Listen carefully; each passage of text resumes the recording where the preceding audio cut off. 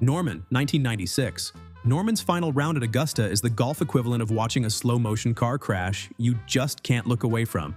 He started the day with a 6-shot lead, enough cushion to nap between shots, and still found a way to lose by 5 to Nick Faldo. Early bogeys planted the first seeds of doubt, but the real unraveling came at Amen Corner, where misjudged irons and nervy putts turned the momentum into a landslide. Faldo, in contrast, was flawless. Fairways, greens, and the occasional dagger putt. By the 18th, Norman looked like a man trying to hold water in his hands. After signing for a 78, he wrapped Faldo in a hug, telling him, "I don't know what to say."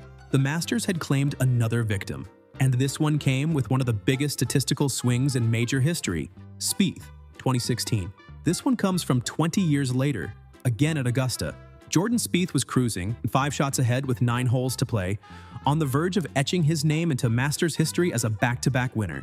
Then came the 12th hole, Golden Bell, and a collapse so fast the TV cameras almost missed it. First ball ballooned into Rays Creek. Second ball, same watery grave. Spieth's face went from laser-focused to shell-shocked in about 90 seconds. He walked off with a quadruple bogey 7, the crowd murmuring in disbelief. And suddenly Danny Willett, who'd been waiting quietly and solidly in the wings, was wearing the green jacket. The moment became golf shorthand for disaster. Don't Spieth it. For Spieth himself, it was the cruelest reminder that at Augusta, the shortest hole can have the longest shadow. Van de Velde, 1999. Jean Van de Velde arrived at the 18th tee of the Open Championship at Carnoustie with a 3-shot lead. All he needed was a double bogey. Instead, we got the most famous paddling in golf history. Drive into the rough. Second shot clanging off the grandstand. Third shot into the Barry burn. Shoes off, trouser legs rolled, wading into the water as the crowd gasped. The Frenchman somehow scrambled for a triple bogey to make a playoff, but by then the claret jug was slipping away. Scotsman Paul Lawrie went on to win, and Van de Velde went on to become a walking, talking cautionary tale. Proof that in golf, the finish line isn't real until the ball is in the hole. Mickelson, 2006. Phil Mickelson had just won 2 majors in a row, and a third, the US Open at Winged Foot, was well within reach. All he needed was par on the 72nd hole. Instead, lefty pulled out his driver when iron was the safe play, sending it way left into a corporate hospitality tent. The recovery ricocheted off a tree, the next went into a greenside bunker, and a double bogey later, Jeff Ogilvy was holding the trophy.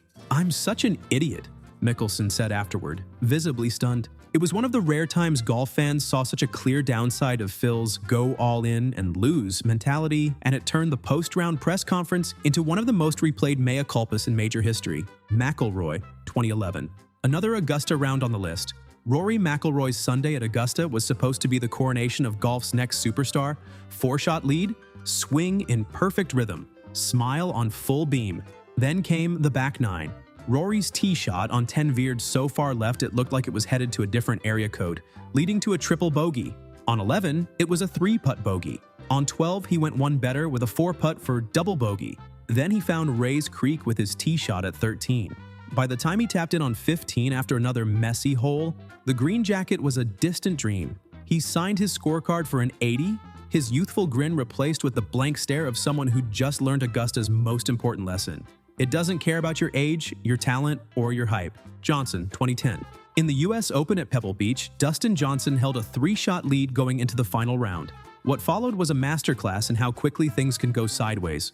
On the second hole, a missed green turned into a careless triple bogey. On the third, a snap hook into the jungle and a double bogey. By the 4th tee, the lead was gone, the confidence shot, and the US Open was heading to Graham McDowell. DJ's easygoing swagger faded into a tight-lipped frustration, and the rest of the round was damage control. It was a reminder that in the US Open, the course doesn't need water hazards to drown your hopes. Just rough, bunkers, and the pressure of history. Scott, 2012. There were 4 holes left to play in the Open Championship at Royal Lytham St Annes. Adam Scott led by 4 shots. His swing looked pure, his demeanor calm. It felt inevitable for the statuesque Australian. Then came a bogey on 15, another on 16, yet another on 17. By the time he reached the 18th, the lead had evaporated and the Big Easy, Ernie Els, was in the clubhouse at -7. Scott needed par to force a playoff, but a pulled approach and a missed putt on 18 sealed his 4th bogey in a row and his tournament fate. His post-round stare into the distance was the picture of disbelief. One of golf's smoothest operators had been undone not by a blow-up hole but by a slow bleed that left him with nothing but what-ifs. Watson, 2009. At age 59, Tom Watson was one par away from the greatest upset in major championship history, winning the Open at Turnberry 32 years after his famous duel in the sun with Jack Nicklaus at the same course. The fairy tale was playing out perfectly until his approach to the 18th green landed on the front, bounced firmly, trickling over the back into the rough.